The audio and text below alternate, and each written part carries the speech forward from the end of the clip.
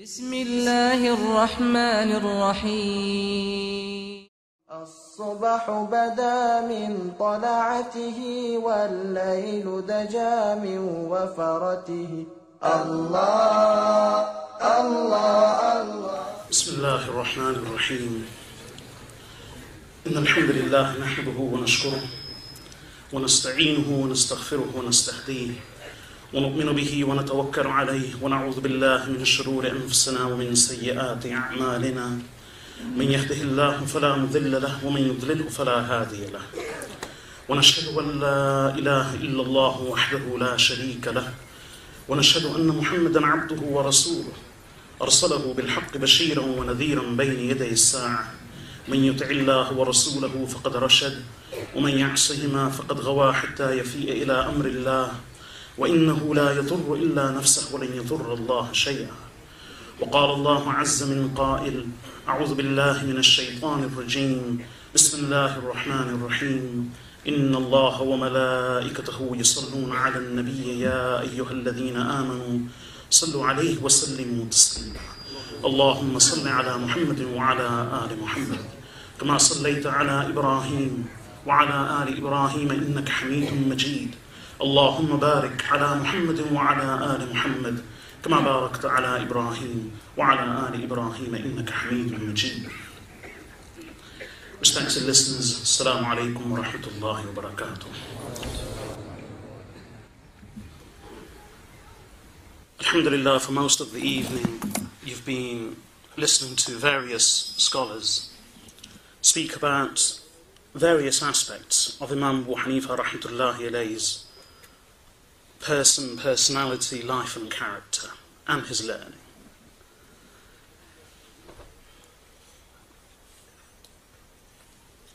Considering that it's a subject of Imam Abu Hanifa rahmatullahi alayhi, there may be some degree of repetition. But for the next 45 minutes or so, what I wish to focus on is the legacy of Imam Abu Hanifa rahmatullahi alayhi, more than him as a person. What he left behind, what he bequeathed to this ummah. And in order to understand that, we need to know about the demography and the climate of Iraq at the time of Imam Abu Hanifa rahmatullahi alayhi. I'll also mention a bit regarding how the fiqh of Imam Abu Hanifa rahmatullahi alayhi eventually came about, how it evolved. And undoubtedly one of the most famous questions and allegations against Imam Abu Hanifa rahmatullahi alayhi is that he and the scholars of his fiqh and his school of fiqh in general lack the knowledge of hadith, and in fact many of the teachings and the tenets of the Hanafi school of fiqh contradict the hadith of Rasulullah sallallahu alayhi wa sallam. I'll address both these topics inshallah. Considering that it's only 45 minutes, obviously I can't offer a comprehensive approach or answer to these issues, but I hope to touch upon a few things that will shed some light and helpfully take us away from here with a better understanding of Imam Abu Hanifa rahmatullahi alayhi, his teachings, his fiqh, and most importantly his position in the entire ummah of Rasulullah sallallahu alayhi wa sallam. Many speak of Imam Abu Hanifa rahmatullahi alayhi disparagingly and very offensively, and that's no surprise. Imam Muhammad bin Hassan al-Shaybani rahmatullahi alayhi,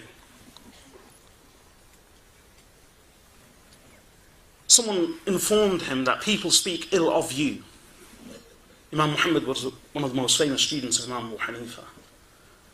So Imam Muhammad bin Hassan al-Shaybani rahmatullahi alayhi replied by saying, Alhamdulillah, all praise be to that Allah who has endowed me with such a position that people still point fingers at me, whether in a bad way. And Oscar Wilde, an English playwright and man of letters, said, there's only one thing worse than being spoken about. There's only one thing being worse than spoken about, and that is not to be spoken about at all. Imam Abu Hanifa rahmatullahi was someone, and for someone as great as he was, who towered head and shoulders above most of the people in his time, his contemporaries, it's inevitable that there will be those who oppose him out of sheer envy, spite, hatred, or ignorance. And that's why one of the most famous ulama of hadith used to say, Imam Sufyan al-Thawri used to say himself, that anyone who hates Abu Hanifa or speaks ill of him can only be one of two people. Either he is completely ignorant, he's a jahil, or he is envious of Imam Abu Hanifa rahmatullahi alayhi.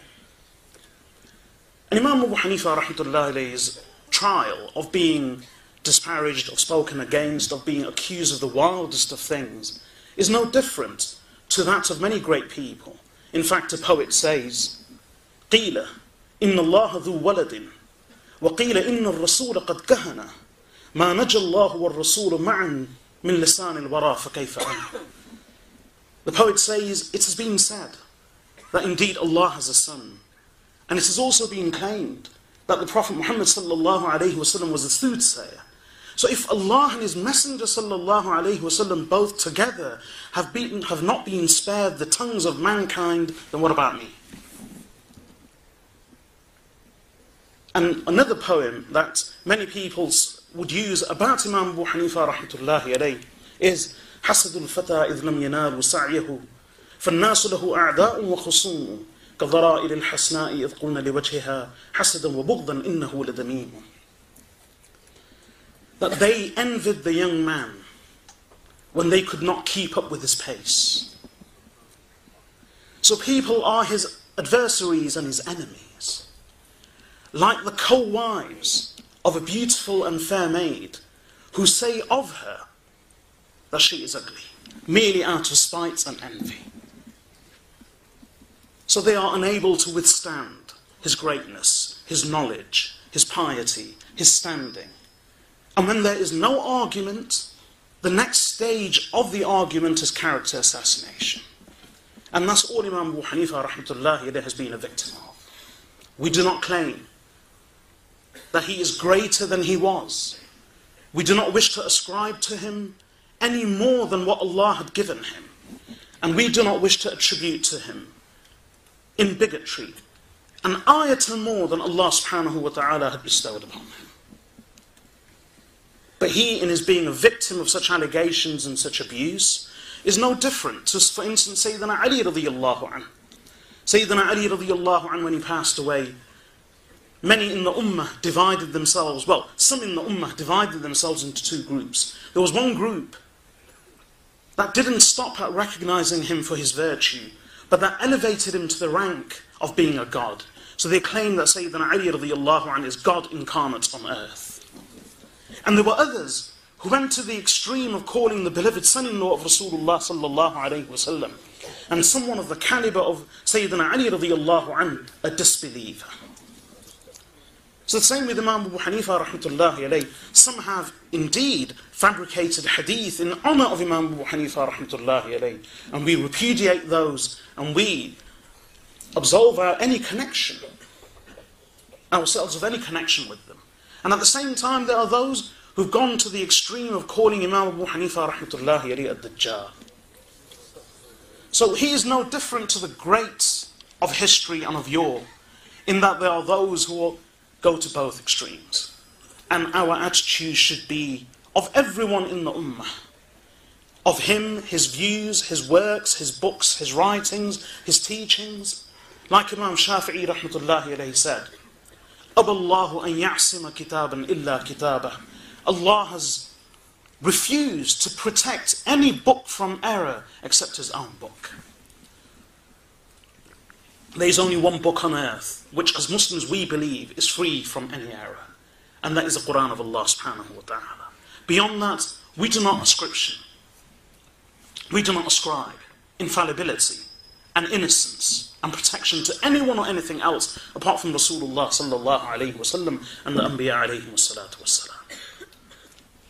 But even in a balanced manner, let's consider the life of Imam Abu Hanifa rahmatullahi alayhi and his fiqh and how it evolved.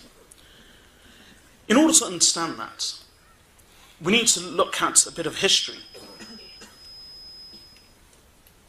During the time of Sayyidina Umar ibn Khattab radiyallahu anhu, when Iraq was conquered, Iraq is not the same Iraq as we understand it. Just as Persia in Islamic writings is not the same Persia that we understand it to be. Iraq was much further to the east than it's considered now. And even Persia, most of Persia today, was included in the original Persia to be found in Islamic writings. But it was even further east. That's why modern-day Afghanistan was actually considered part of Persia. And that's why Imam Abu Hanifa rahmatullahi's grandfather was actually from Kabul. And even Imam Abu Dawood rahmatullahi, the famous collector of hadith, he's from Sijistan, and Sijistan was in Afghanistan. So Imam Abu Hanifa, Imam Abu Dawood as-Sijistani, the famous collector of hadith, and many of the scholars were actually Afghani in origin. So Iraq at that time, the ulama say that two cities were regarded as being the main areas of Iraq, and they were Kufa and Basra. During the reign of Sayyidina Umar ibn Khattab radiyallahu anhu, Sayyidina Umar ibn Khattab radiyallahu anhu, once Kufa had been set up as a new thriving city, under the command of Sayyidina Umar ibn Khattab, he sent Abdullah ibn Mas'ud radiyallahu anhu as a teacher. And when he sent him as a teacher, he actually wrote to the people of Kufa. Why was there a need to send someone of the caliber of Abdullah ibn Mas'ud to Kufa? Kufa became a stronghold. It was a military garrison city. It soon evolved into a melting pot of languages, cultures, and peoples. It was a center of riches for the Islamic Empire. And soon Kufa and Basra together became the two principal cities of Islam. So much so that not too long after Sayyidina Umar ibn Khattab radiyallahu anhu, Sayyidina Ali radiyallahu anhu, being the son-in-law of Rasulullah sallallahu alayhi wasallam, the Amir of the Mu'mineen, the believers, he actually shifted the Islamic capital from Medina to Kufa. So that should tell us the position of the city of Kufa in the earliest days of Islam. So Sayyidina Umar radiyallahu anhu, foreseeing all of this, he sent the greatest teacher to them all. Of them all. And that was Sayyidina Abdullah ibn Mas'ud radiyallahu anhu. And he actually wrote to the people of Iraq saying to them, I, Kufa, that I wanted to keep Abdullah ibn Mas'ud with me, and I benefit from his company, but I have given you privilege over myself of his company, therefore look after him. So Abdullah ibn Mas'ud radiyallahu anhu travelled to Kufa, and there when he arrived he became the greatest teacher of the people of Kufa. The greatest authority. He wasn't the only one. Over time, gradually, so many Sahaba radiyallahu anhum settled, resided, stayed for a while, passed through, and taught in Kufa that the numbers are immeasurable. We just cannot put a number to them. 70 of the veterans of the Battle of Badr became residents of the city of Kufa. 70 of the Sahaba radiyallahu anhum, amongst the veterans of the Battle of Badr, they made Kufa their home city. 300 of those Sahaba radiyallahu anhum who in the 6th year of Hijrah had given bay'ah to Rasulullah sallallahu alayhi wasallam beneath a tree in Hudaybiyah, 300 of those Sahaba radiyallahu anhum took up permanent residence in the city of Kufa. And some scholars have mentioned no fewer than 1,500 Sahaba radiyallahu anhum who didn't just pass through, but who actually took up permanent residence in the city of Kufa. And amongst them was Abdullah ibn Mas'ud radiyallahu anhu, who towered above them all in learning.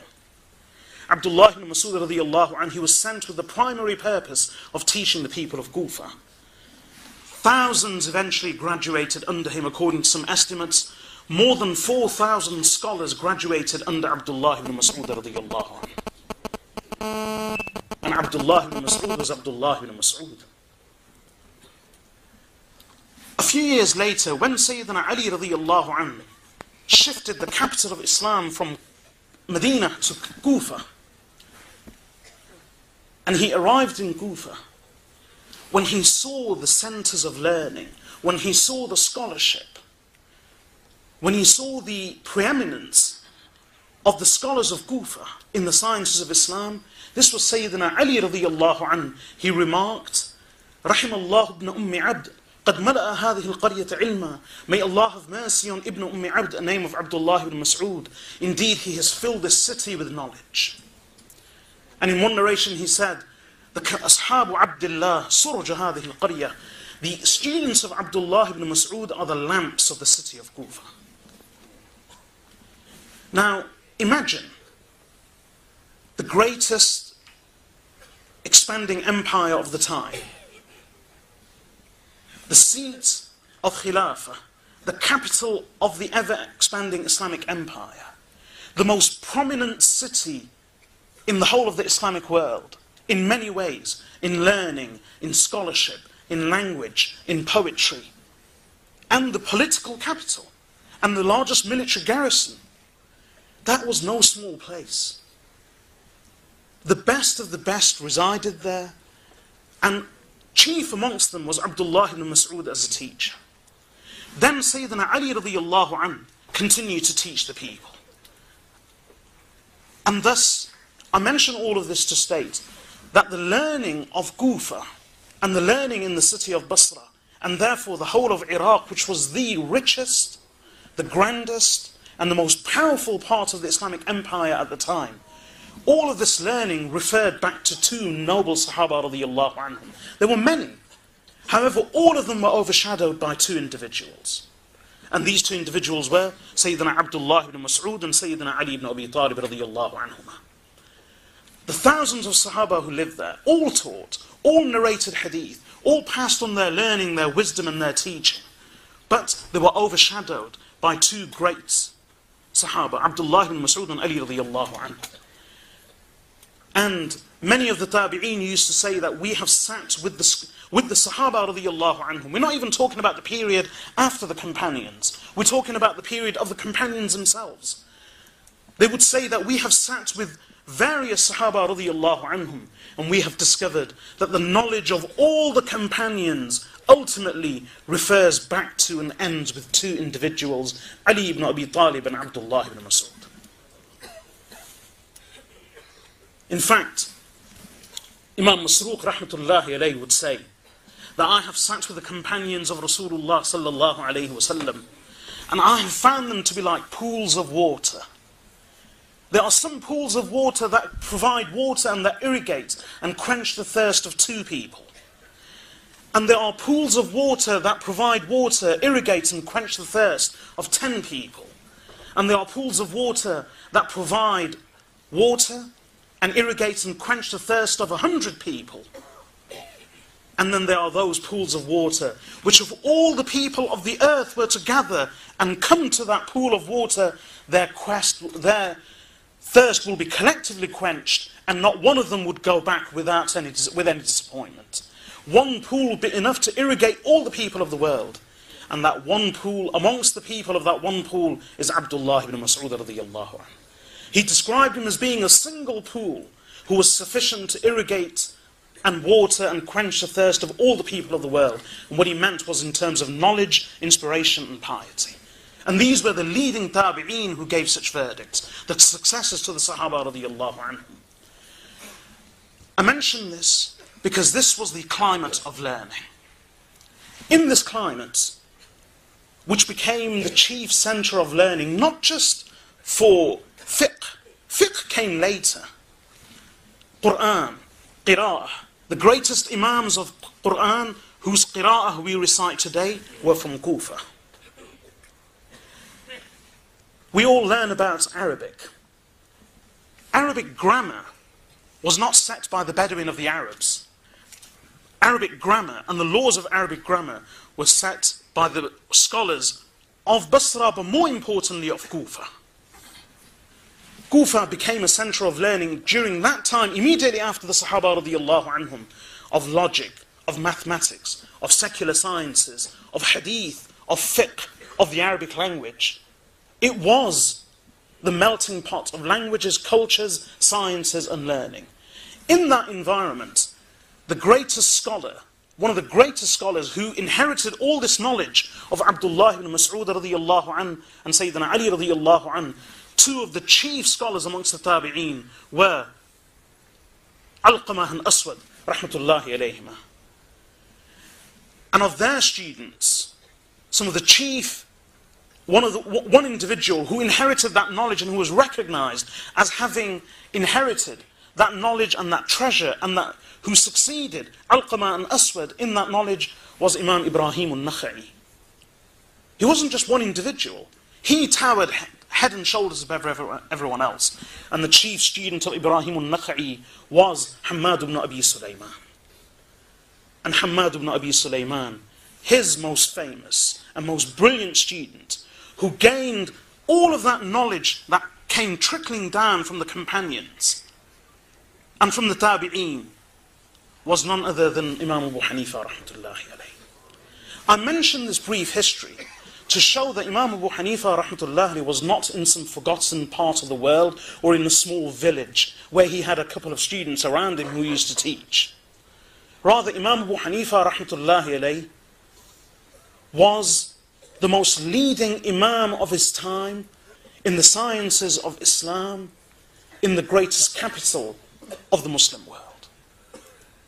And that's why when Al-Mansur, the Abbasid Khalif, when he wished to establish Baghdad as a brand new city, Baghdad was an amazing story.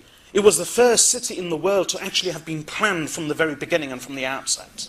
The entire city was planned by engineers and architects, even before the first brick was laid. And this magnificent city, which eventually came to be known as the Jewel of the East, the intellectual powerhouse of the whole world, not just of the Islamic world.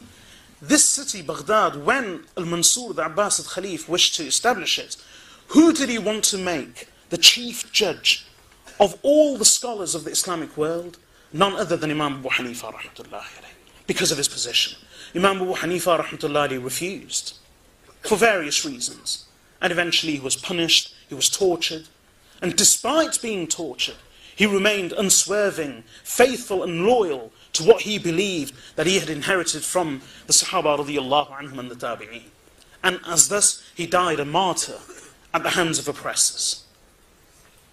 That shows the climate of Kufa and of Baghdad. Imam Abu Hanifa rahmatullahi spent some time in Baghdad as well, later when he was still being prepared. With that history, let us realize that Imam Abu Hanifa rahmatullahi, when he taught, when he narrated, he was at the climax and the peak of the peak. And Imam Abu Hanifa rahmatullahi was, as was mentioned earlier, he was a master of the sciences, but he excelled in fiqh, because ultimately fiqh is the distillation of religious knowledge. And this takes me to the next point, which is that why mention fiqh, and no hadith and no Qur'an? Ultimately, there can be no understanding of the Qur'an and hadith without fiqh. That's a fact. The Qur'an and the hadith are two sources of raw information, unprocessed information. There is no way of understanding the Qur'an and the hadith without the fiqh and the interpretation and explanation of the ulama. It's impossible. For instance, the Qur'an does not contain the description of salah. It doesn't. Nowhere in the Qur'an do you find a description of salah. Nowhere. Except for Salatul Khawf. But that's different. the normal everyday 5 times salah, you will not find this description anywhere in the Qur'an. And not even in great detail. You won't find even the major details and the most salient aspects of salah in the Qur'an. And that's our daily worship. So where do we get our salah from? And it's not just the hadith. Ultimately, the Qur'an and the hadith are raw sources of information. And the ulama recognize that. For instance, let me relate a story about Imam A'mash rahmatullahi alayhi and Imam Abu Hanifa rahmatullahi alayhi. Imam A'mash undisputedly is regarded as one of the greatest scholars of hadith, without difference, without dispute. Imam A'mash rahmatullahi alayhi was once seated with Imam Abu Hanifa rahmatullahi alayhi, and he related, someone came and asked a couple of questions. So he directed these questions to Imam A'mash. Imam A'mash turned to Imam Abu Hanifa and said to him, reply. So Imam Abu Hanifa rahmatullahi alayhi replied to all of the questions. Imam A'mash listened, and then when Imam Abu Hanifa had finished, Imam A'mash said to him, where did you get these masail from? Whence did you deliver these masail? From where did you derive these masail? So Imam Abu Hanifa rahmatullahi alayhi said to Imam A'mash, you related this hadith to me from Fulah, from Rasulullah sallallahu alayhi wasallam. You related this hadith to me from Fulah, from Rasulullah sallallahu alayhi wasallam. You related this hadith to me. And he mentioned a number of hadith that Imam A'mash had related and that Imam Abu Hanifa had heard from him. And then Imam Abu Hanifa said, I derived this answer from this hadith, this answer from that hadith, and he listed all of the hadith from which he had derived those masail and answers to the questioner. Imam A'mash rahmatullahi alayhi said, Hasbuk, enough. You relate to me in one moment all the ahadith that are related to you in 100 days? Ya ma'shar al-fuqaha, أنتم الأطباء ونحن الصيادلة وأنت أيها الرجل أخذت بكلا الطرفين. He said to him, O assembly of jurists, O assembly of fuqaha, i.e. the plural of faqih, the experts in fiqh, O assembly of fuqaha, you are the doctors and we are the pharmacists. And you, O Abu Hanifa, you have taken both. What was Imam A'mash rahmatullahi alayhi saying? Quite simply, that what we do is that we relate hadith. This is raw information. We are like pharmacists. We only dispense the medicine. We cannot diagnose any illness. We cannot provide any prescription. We cannot provide any diagnosis or prognosis. We cannot prescribe. We cannot assess. We cannot tell you what to take, how much to take, or whether it's going to be beneficial for you or not, whether to use it, when to use it, and how to use it. This is the privilege of the experts in the field, the doctors. A pharmacy will just supply the medicine. So, O assembly of jurists, we are like the pharmacists. We have the collection of hadith, but that collection of hadith can only be put to genuine use by you jurists. And Abu Hanifa, you've taken both. You cannot be a faqih without being a muhaddith. A person cannot be a faqih or an expert in fiqh without being an expert in the Qur'an and the hadith. Because ultimately that's what fiqh is. It's a distillation and a refinement and a simplification of what the Qur'an and hadith contain. If you want to know how to pray salah, you cannot read the Qur'an. Because if you did, it would be to no avail, i.e. trying to look for the description of salah in the Qur'an. You will not find it anywhere. You will not. And in the ahadith, there are thousands of ahadith, even they are scattered. And those who say it's fine, let's suffice with Bukhari, even that's not an argument. Over the years, I've been teaching the abridged version of Sahih al-Bukhari in English every week. Alhamdulillah, we've completed almost half of the book with a commentary. And one of the things that's become clear to many people, and that was also one of my aims, is how complex, how mind-bogglingly difficult understanding the hadith of Rasulullah sallallahu alayhi wasallam is. It's almost an impossibility for the layperson, and even for the ulama, without the interpretation and the exposition of the other classical ulama. Again, it's another impossibility. So the Quran and Hadith are sources of raw information. If you want to know how to pray Salah, you will not be able to consult the Quran and come away with an understanding of the procedure of Salah.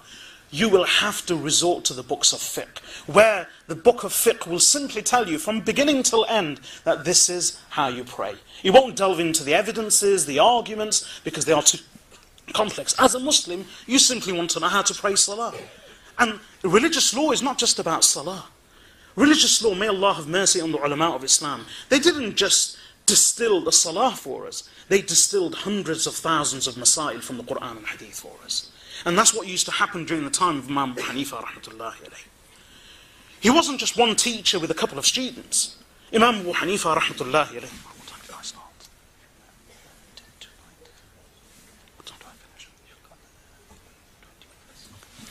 Imam Abu Hanifa rahmatullahi alayhi had a council of ulama.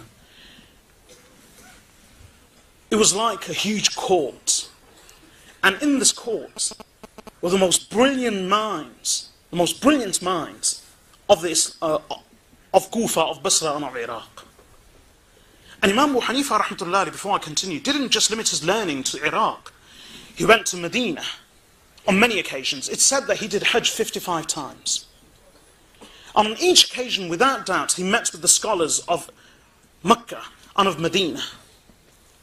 And that's why when the Abbasid Caliph, Mansur, he once summoned him, and he asked him, he said, Nu'man, when he arrived, one of the courtiers and the scholars who was with Abbas, he said to him, here comes the most learned of the Ummah.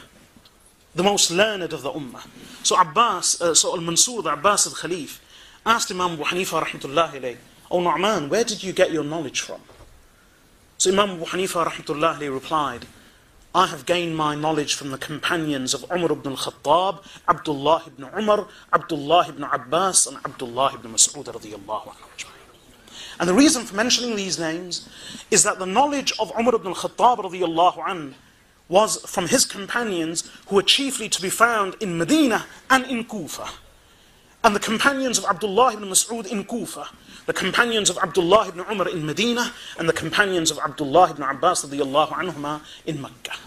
So wherever Imam Abu Hanifa rahmatullahi went, for instance, when he would go to Mecca, the most famous student of Abdullah ibn Abbas radiyallahu anhu, Imam Atta, was Imam Abu Hanifa just one in the huge audience of Imam Atta rahmatullahi alayhi, who narrated directly from Abdullah ibn Abbas radiyallahu anhuma?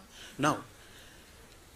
The scholars say when Imam Abu Hanifa would walk in, Imam Atta would tell the whole audience to part, and he would invite Imam Abu Hanifa rahmatullahi to sit right in front of him. Hamad ibn Abi Sulaiman in Kufa would do the same. No one would have permission to sit closer to him than Imam Abu Hanifa rahmatullahi alayhi. The same was in Medina, Kufa, in Mecca. So he visited all of these areas. So his knowledge wasn't limited to the knowledge of Iraq. Then when he would sit in his gathering in Kufa, he didn't just have a couple of students around him. The people around him were the most brilliant minds, the greatest scholars in their own right. That's why just one of his students, Imam Abu Yusuf rahmatullahi alayhi, he then became the first Qadi al-Qudat, the first chief judge of the whole of the Islamic Empire, with his capital in Baghdad. And if Imam Abu Yusuf rahmatullahi wasn't the greatest at the time in the view of those who elected him and appointed him to that position, he would never be appointed to that position. And he was just one of the people who sat around Imam Abu Hanifa rahmatullahi alayhi.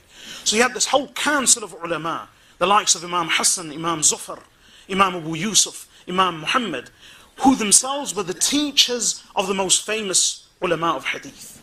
And what would happen? A question would be raised, there would be discussion under the guidance and supervision of Imam Abu Hanifa rahmatullahi alayhi. Eventually, when the ulama would agree, or he would dictate a final ruling, then all of the ulama would accept. Only then would it be considered part of the fiqh and the teachings for the people of Islam, for the ummah. So it was like the highest council of the most brilliant minds in the whole ummah who sat under him. Imam Abu Hanifa rahmatullahi, his knowledge was preserved in that manner. That is the origin of the Hanafi school of fiqh. That is his legacy. That's why today, and this is no comment and no disparagement and no detraction from the other schools of fiqh, we love and we revere all the ulama of Islam, without distinction. We love them and we revere them. If anyone has made errors, there is no one who is free from blemish and error. There is no book that is protected, as Imam Shafi'i rahmatullahi said, except the book of Allah. There is no individual, apart from the Anbiya alayhimu salatu wassalam, who we regard as being infallible. For the Anbiya alayhimu salatu wassalam spoke of the revelation of Allah subhanahu wa ta'ala, and that we cannot attribute to anyone after them. So what I say is no detraction from the other imams of fiqh and their schools, without doubt, but it's a fact. Today, most of the ummah follow the Hanafi school of fiqh. And over the years, it's the standing of the Hanafi school of fiqh and its complexity that in matters of ibadah, even though in matters of personal worship, ulama may have resorted to other schools of fiqh when it came to finance, economics and public administration and the running of countries and empires. All the Islamic empires from that time till today, all the way till the Ottoman Khilafah, all of them relied only on the Hanafi school of fiqh. The reason is because the Hanafi school of fiqh, under the supervision of Imam Abu Hanifa rahmatullahi, covered most aspects. One of the most famous books of Imam Abu Yusuf is Kitab al-Kharaj. And the Kitab al-Kharaj is a very complex book, which he compiled for the Khalif Harun al-Rashid, for the sake of the whole Abbasid Islamic Empire, in order to collect kharaj, taxes, and other income, and how complex such a task was. This whole body of law was founded on just one treatise written by Imam Abu Yusuf rahmatullahi alayhi. That's one book of one scholar in the council of Imam Abu Hanifa.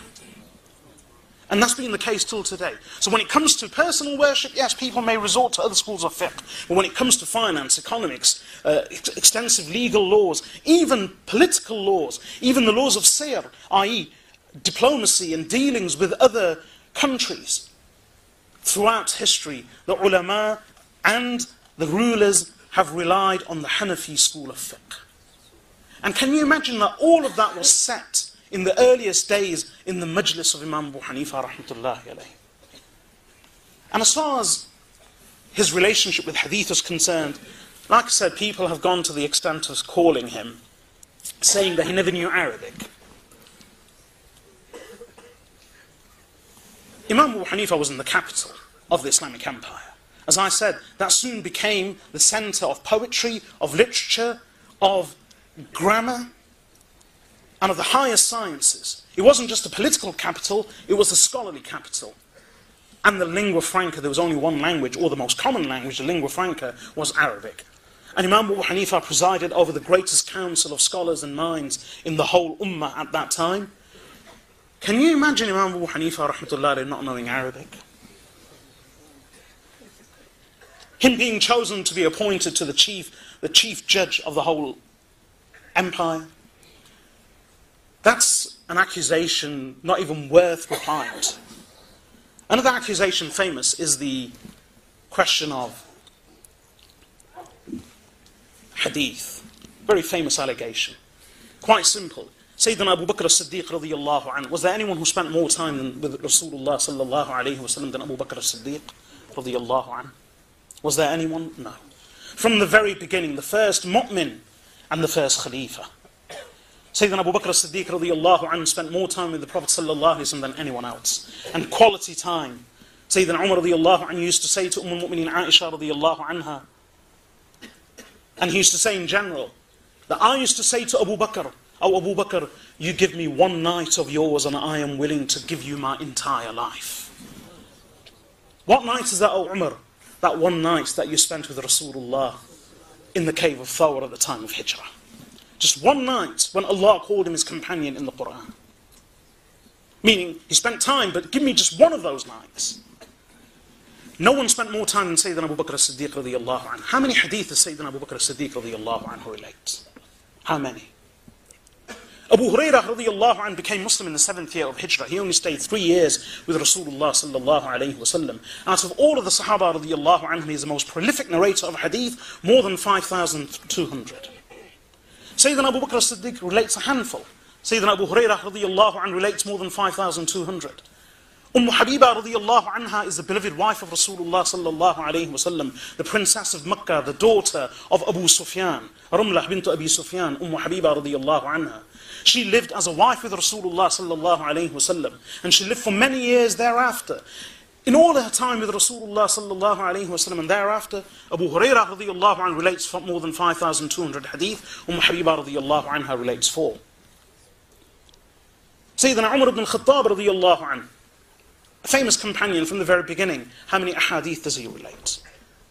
Al-Mu'mineen Sawdah radiyallahu anha, the wives of the Prophet sallallahu alayhi wa sallam, with the exception of Al-Mu'mineen Aisha radiyallahu anha, even collectively don't relate as many ahadith as some of the younger Sahaba radiyallahu anhum. So the number of hadith that a person relates is no reflection of their standing in scholarship, or their standing in piety, or even their knowledge. There was no one more knowledgeable than Abu Bakr as-Siddiq radiyallahu anhu, and yet how many ahadith do we hear of him?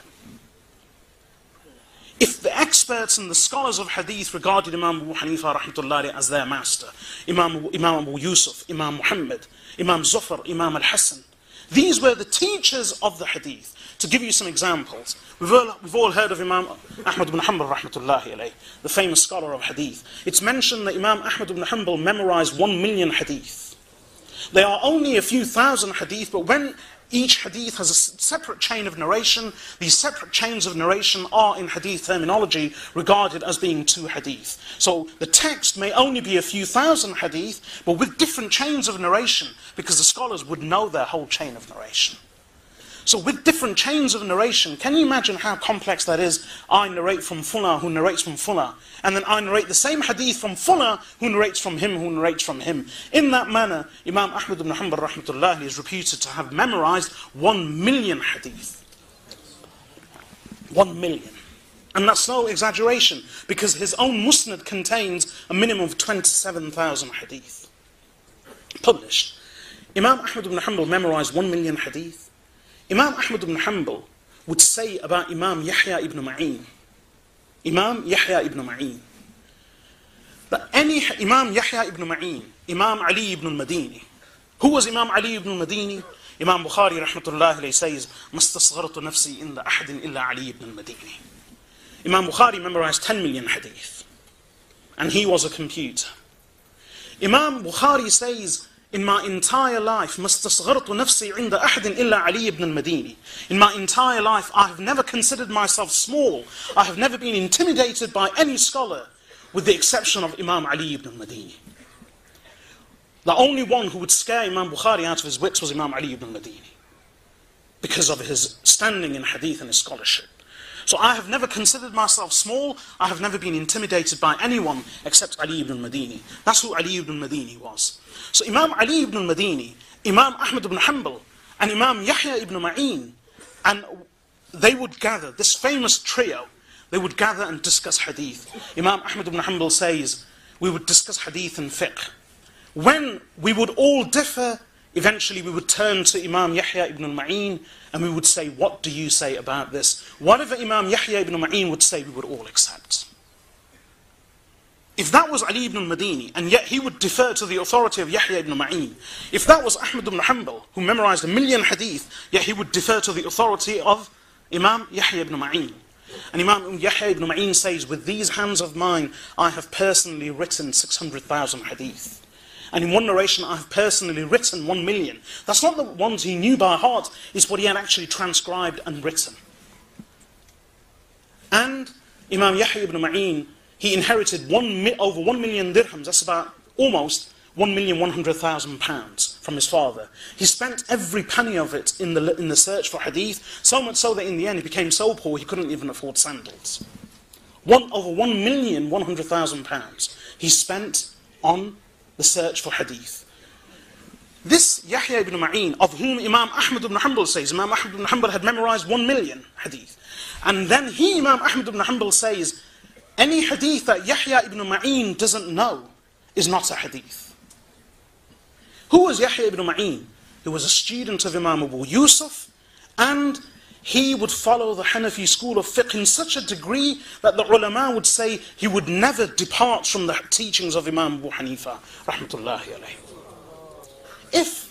If the Hanafi school of fiqh was founded on the opposition of hadith, and that was the like of Yahya ibn Ma'in, someone who had memorized, someone who Imam Ahmad ibn Hanbal says, if Yahya ibn Ma'in doesn't know any hadith, there's no such hadith. And yet he was a follower of the Hanafi school of fiqh, and a student of Imam Abu Yusuf al-Qadi, one of the students of Imam Abu Hanifa. The same with Imam Yahya ibn Sa'id al-Qattan, Imam Waqi' ibn al-Jarrah, Imam Abdullah ibn Mubarak. These are names who are not normally known to be the students of Imam Abu Hanifa, rahmatullahi alayhi, or the ones who followed his school of fiqh. I'll end, there's very little time. I'd like to mention one thing, which is that as far as difference of opinion is concerned, trust me, it's never going to be possible to unite the ummah on one qawl, on one verdict, on one fatwa. It's impossible. It's human nature. Allah says in the Quran, وَلَا يَزَارُونَ مُخْتَلِفِينَ إِلَّا مَنْ رَحِمَ رَبُّكَ. They will remain differing. That's human nature. The Sahaba radiyallahu anhum differed on many issues. And forget these small issues like, how do you do this and how don't you do that? I'm going to leave you with just one or two examples. What do you think is the most common thing that occurred during the time of the Sahaba radiyallahu anhum that really shouldn't have seen any change at all, and which everyone knew and heard, children, adults, and men and women alike? I'll tell you. Is it salah? No. Because the Prophet ﷺ used to be at the front. He used to lead salah as an imam at the front. The Sahaba radiyallahu anhum were behind him. They wouldn't look around and they wouldn't look up at him. And after salah, he would go straight home. He wouldn't pray his sunan and nawafil in the masjid. He used to pray at home, come to the masjid, lead, and he would lead at the front. And then he would go back. So the only ones who could report the method of salah of Rasulullah sallallahu alayhi wasallam were the ones who stood in the front row. And who would stand in the front row immediately behind him and adjacent to him? لِيَلِنِي مِنْكُمْ أُولُو الْأَحْلَامِ. The ones of wisdom and intelligence amongst you should stand with me. Abu Bakr, Umar ibn al-Khattab, the Al-Ashrat al-Mubashara, and the likes of Abdullah ibn Mas'ud radiyallahu anhu stuck with him at all times. And then at home, it was the wives. So the salah of Rasulullah sallallahu alayhi wasallam is not really a candidate for something which they can relate in thorough detail. That's why the ulama have concluded that from Allahu Akbar to Assalamu alaikum wa rahmatullah, there are more than 200 valid points of differences amongst the scholars of Islam. 200. 200. That's salah. Other things, zakah, hajj, very complicated. But I'll tell you one thing which everybody knew. Adhan. True? It's whether someone came to the masjid or not, whether someone saw them or not, everyone could hear the adhan. And the adhan was initiated in the very earliest days of Islam, in the first year of Hijrah. For 10 years, everyone heard adhan 5 times a day. And there were two main mu'adhdhins. Apart from the others, there were two main mu'adhdhins, Abdullah ibn Maktoum and Sayyidina Bilal ibn Rabah radiyallahu anhu. So do you think at least adhan would be narrated to us and recorded for us without any difference of opinion? Yes? Yes? Adhan 5 times a day, women at home, children at home, traders in the market, those walking the streets, those who never came to the masjid, 5 times a day. It wasn't a question of seeing, it was just a question of hearing. 5 times a day, every day of the year, 10 whole years. If there is one thing in which there should be no difference of opinion, then it would have been adhan. But do you know, in adhan and in iqamah, all the 4 schools of fiqh differ. All of them differ. According to Imam Malik rahmatullahi alayhi, there are only 13 words in adhan, 13. According to Imam Abu Hanifa and Imam Ahmad ibn Hanbal, there are 15. According to Imam Shafi'i, there are 19. meaning sentences, Allahu Akbar, Allahu Akbar, Allahu Akbar, Allahu Akbar. There's no difference in the wording. It's a question of whether you say it twice, once, or you repeat it four times. That's the difference. So there is a difference of opinion even about adhan in all four schools of fiqh. And the same goes for iqamah. None of the schools or the scholars agree in terms of the adhan and the iqamah. So there will always be a difference of opinion. Let's respect that difference of opinion and not try to argue for or clamour for the unattainable and the impossible. Another thing, I'll end with this one final example, is to do with hadith and fiqh. And he also answers the question about how come there are only this many hadith to his name. Imam Sayyidina Abu Bakr radiyallahu anhu, how many hadith does he have? Very few. Imam Abu Hanifa rahmatullahi was the first to pass away in 150 Hijri. Imam Malik rahmatullahi passed away a number of years after him, 179 Hijrah. Imam Shafi'i then later, and Imam Ahmad ibn Hanbal right at the end. So these four scholars come one after the, well, obviously some of them were contemporaries, but in terms of their dates of death, it's Imam Abu Hanifa, Imam Malik, Imam Shafi'i, and Imam Ahmad ibn Hanbal. People say there weren't many hadith in the time of Imam Abu Hanifa rahmatullahi alayhi. That's why there are very few hadith attributed to him. So go back to the hadith and everything will be solved.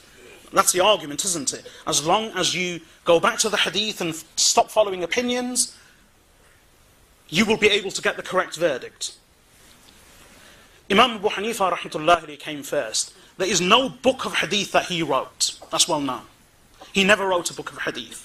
So he has zero hadith to his name except what others have attributed to him through other narrations, including his own students. But he has no book. Imam Malik came after him. Imam Malik has his famous Muwatta. But do you know how many hadith there are in Muwatta? The Muwatta of Imam Malik. How many hadith are there in the Muwatta of Imam Malik? Attributed directly to Rasulullah sallallahu alayhi wasallam, which we refer to as marfu' hadith. Approximately 700. Only 700. Imam Malik, the Imam, had only approximately 700 hadith to his name in his Kitab Muwatta. Then who comes later? Imam Shafi'i. Imam Shafi'i rahmatullahi alayhi has more hadith than Imam Malik, which he himself recorded.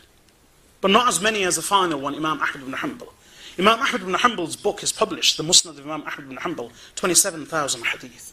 So that means that if anyone's position should be clear, and if anyone should have no two different opinions, but only one opinion, who would it be? The final, Imam Ahmad ibn Hanbal rahmatullahi alayhi. And yet you find in the books of fiqh, there are more variant narrations from Imam Ahmad ibn Hanbal than any other scholar. You find one opinion in the Hanafi school of fiqh, two in the Maliki school of fiqh, three in the Shafi'i school of fiqh, and possibly four in the Hanbali school of fiqh from Imam Ahmad ibn Hanbal rahmatullahi alayhi himself.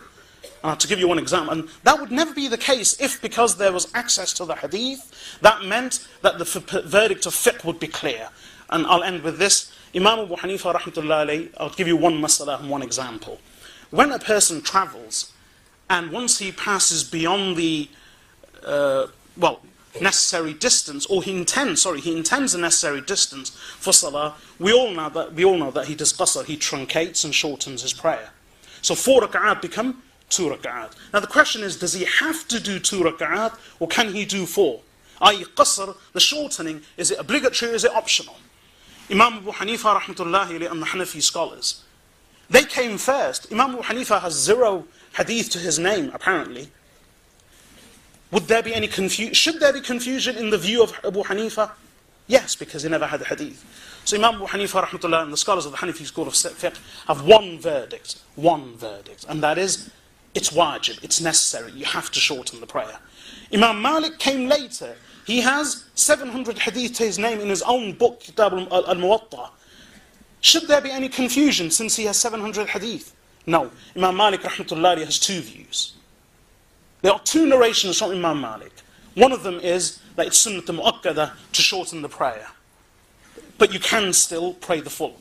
Imam Shafi'i came later. He came